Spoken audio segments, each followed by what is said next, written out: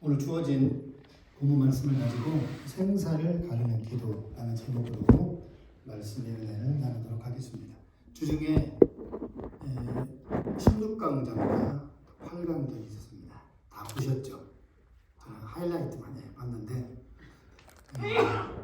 한국 축구는 좀 내감장을 태우는 그런 축구 같아요. 좀 일찍 미리 좀 골을 넣으면 마음 편하게 보는데 90분 다 넘어서 추가 시간에 그렇게 사우디전도 마찬가지고 호주전도 마찬가지고 저는 이제 축구를 보면서 이제 집에 들어와서 하이라이트 보면서 어떤 차이가 있을까 또 이번 주 중 또 설교 묵상하고 준비하면서 물론 양팀 선수들 뭐 사력을 다해 열심히 또 이기기 위해서 16강부터는 토너먼트니까 지면 또 짐 싸서 본국으로 돌아가야만 하는 그런 상황인데 사우디전도 그렇고 호주전도 그렇고 아마 4강도 그럴 겁니다. 이번 주중 수요일에 또 4강전이 있는데 사우디도 그렇고 호주도 그랬겠지만 한국 선수들이 우리 손흥민 선수를 중심으로 더 죽을 각오로 뛰지 않았나 그런 생각이 들더라고요.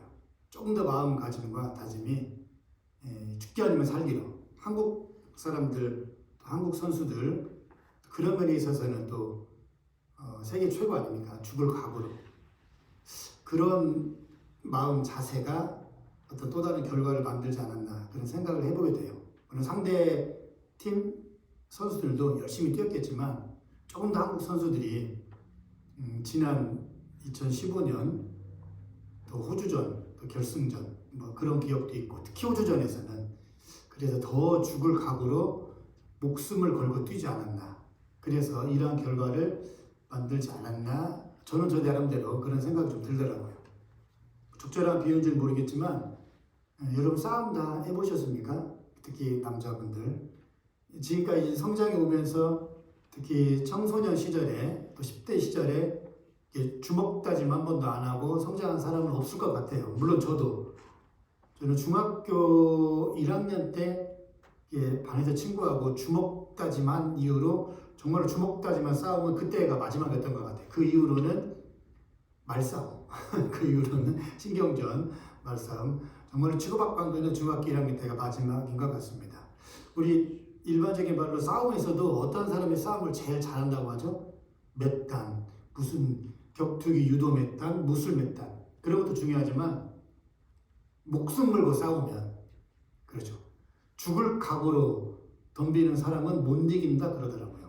싸움에서도 아무리 기술이 훌륭하고 출중해도 정말로 내가 너를 반드시 죽이겠다.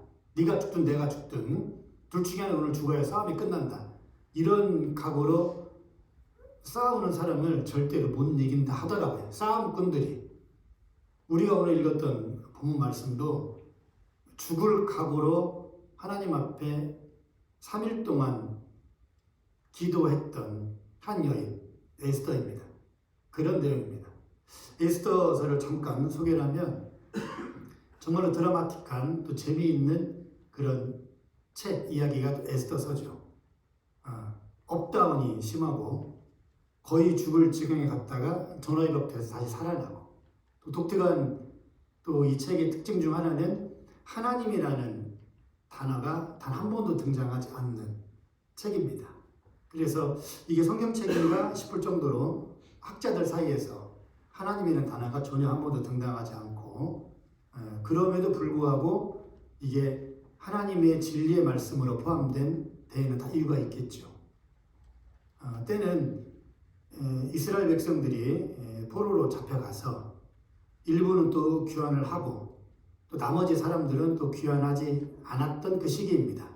그래서 페르시아 제국이 전 세계를 통치했던 전 세계 패권을 장악하고 있던 때 당시 이때 페르시아의 왕은 우리가 잘 아는 아하수에로 왕 다른 이름은 크세르크세스 왕입니다. 아하수에로 왕이 이제 187일간의 연회를 베풉니다. 여러분 187이면 몇 달일까요? 6개월입니다. 6개월.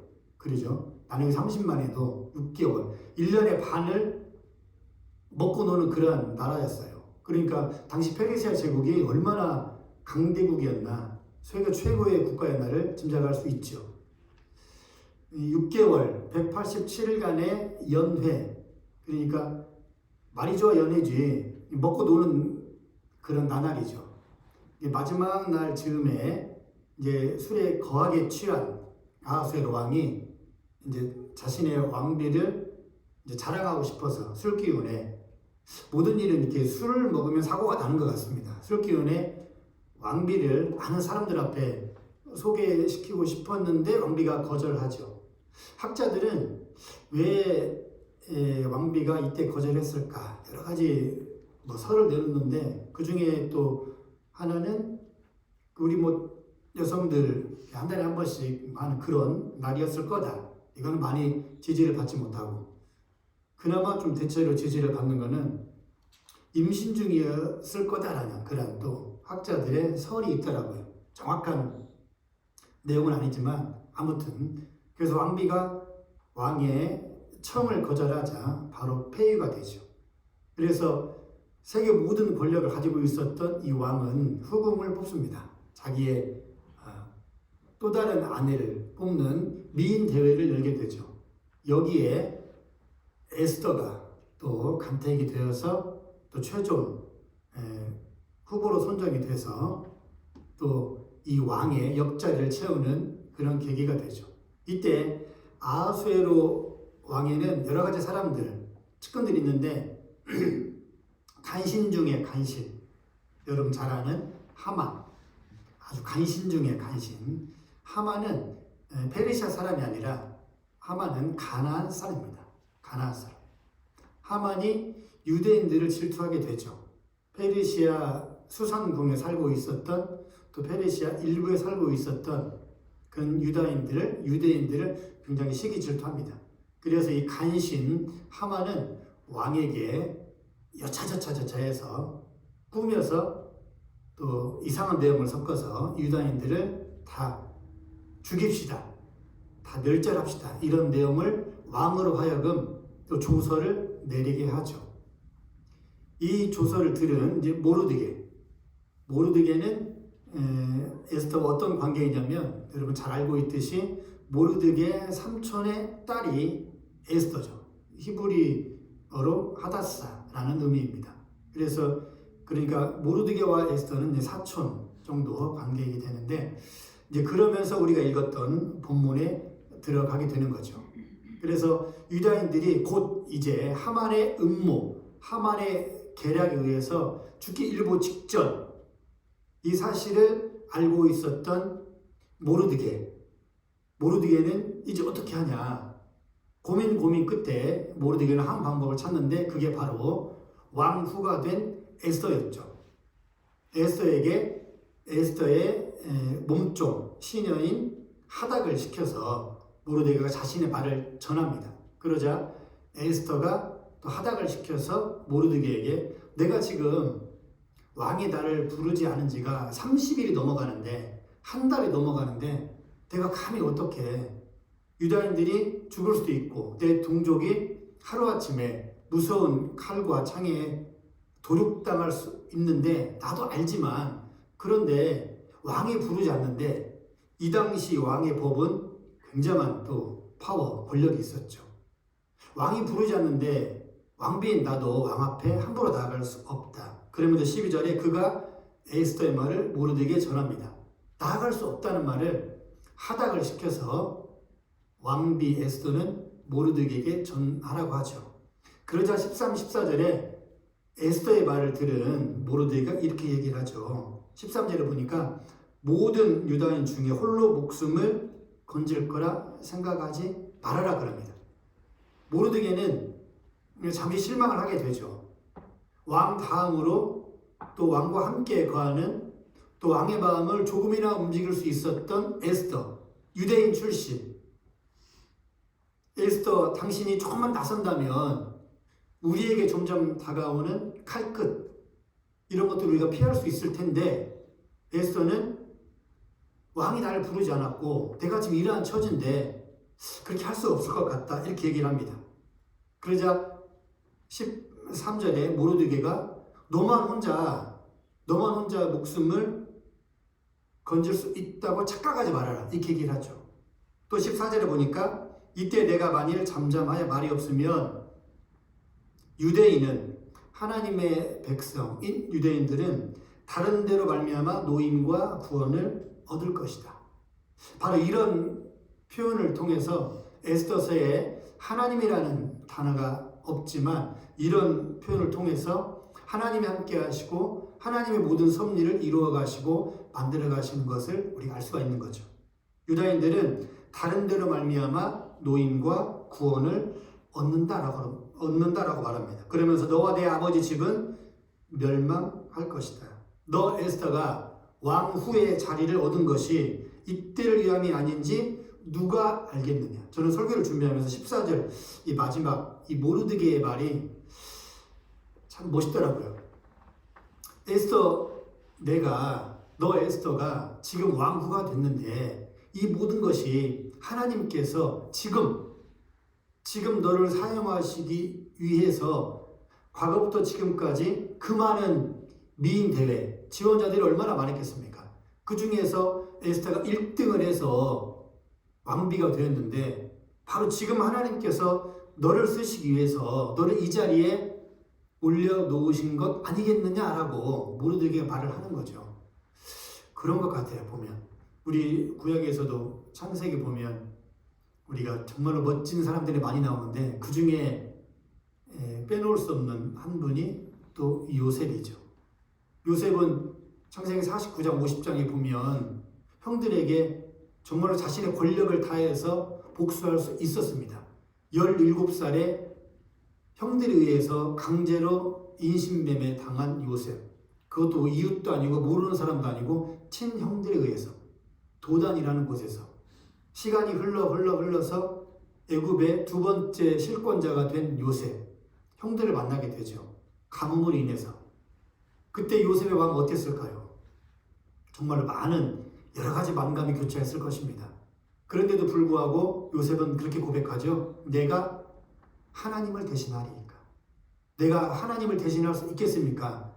내가 이 자리에 있는 것은 하나님께서 큰 구원을 보이시기 위해서 나로 하여금 미리 이러한 길을 걷게 하셨습니다. 모르드게의 이런 말도 요셉의 고백과 일맥상통한 것입니다. 우리가 살다 보면 우리가 인생을 걸어가다 보면 우리 저보다 인생이 많으신 분들 우리 앉아 계시는데요. 그런 때가 있는 것 같습니다.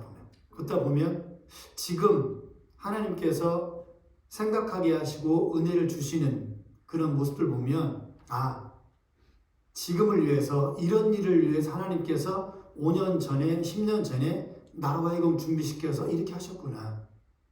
한국에서도 할 수 있는데 여기 앉아 계신 모든 분들 한국에서도 살 수 있는데 동의하게 하셔서 미국에서 공부하게 하시고 또 살게 하시고 또 목회하시는 데는 지금은 잘 모르지만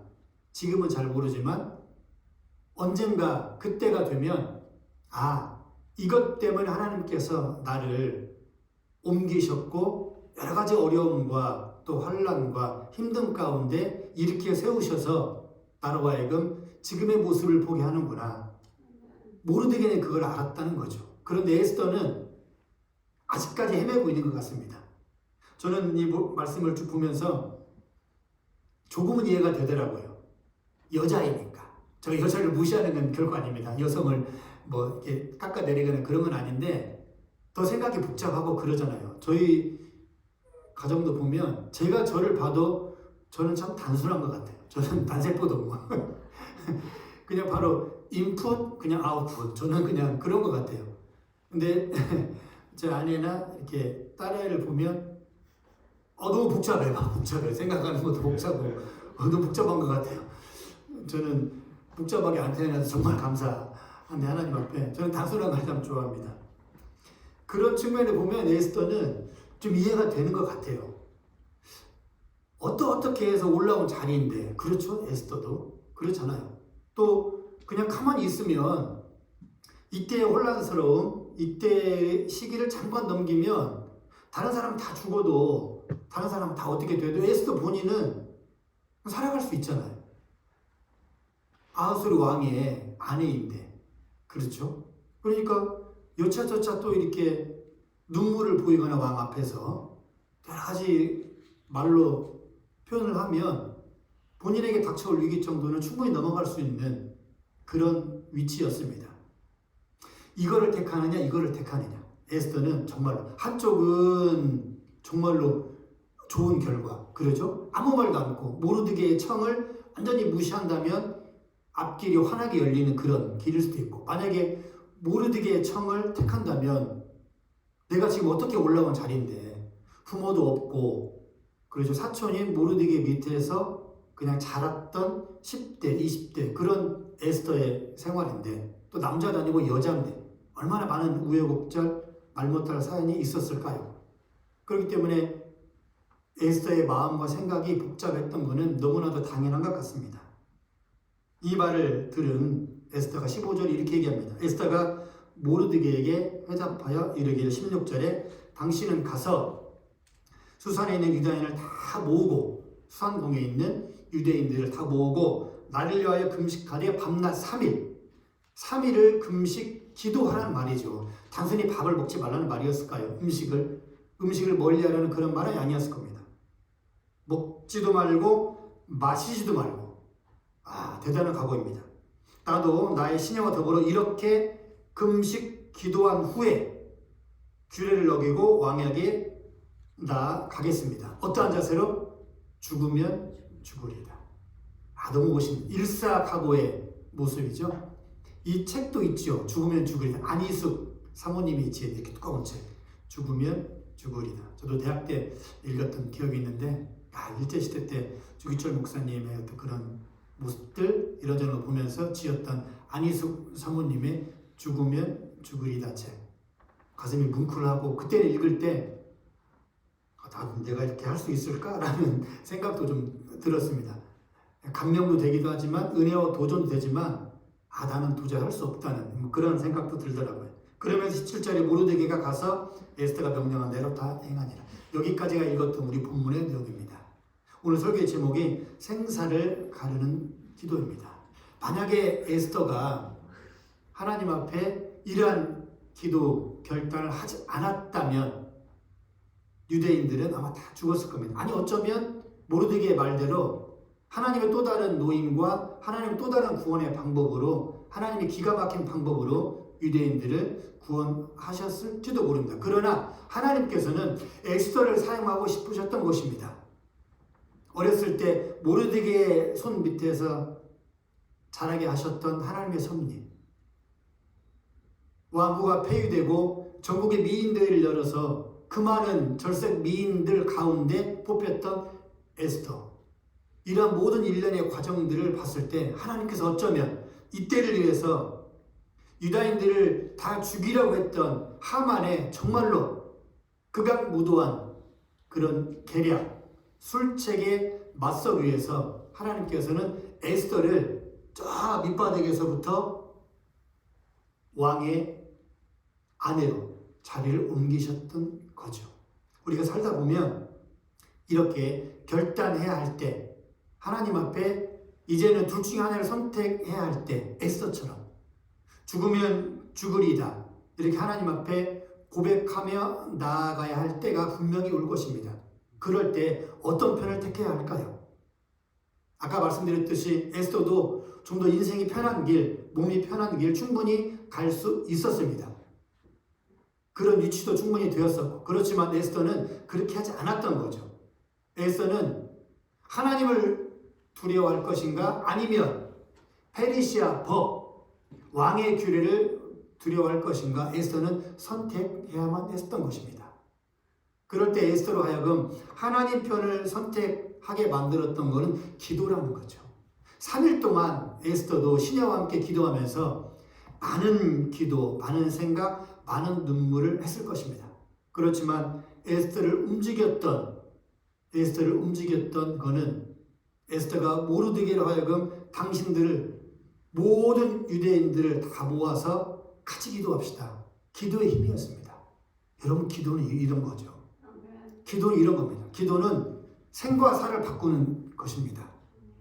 기도는 나의 모든 환경을 하나님 뜻대로 바꾸어 놓을 수 있는 게 바로 기도라는 거죠. 그래서 하나님께서 기도를 원하시는 때가 분명히 있을 것입니다. 사람마다 다 다르죠. 신앙의 패턴, 신앙의 주기, 신앙생활의 믿음의 패턴들, 주교들이 다 다르기 때문에 하나님께서 기도를 원하시는 때가 있더라고요. 보니까 제가 조금 살아보니까 하나님께서 기도의 마음을 주시는 때가 분명히 있습니다. 기도해야 할 때, 그때는 꼭 기도해야 합니다. 어떠한 일을 결정할 때 물론 간단한 결정할 수도 있지만 정말로 중요한 문제, 생사를 가르는 문제, 내 미래의 중요한 진로의 문제, 우리 가정의 중요한 앞으로의 진로의 문제는 이렇게 에스더처럼 정말로 결단해야 하는 그런 기도, 생사를 가르는 기도는 하나님이 그렇게 주실 때, 환경을 열어가실 때, 환경을 만들어 가실 때, 또 기도의 마음을 부어주실 때가 분명히 있을 줄로 압니다. 그런데 기도하면 좋겠습니다.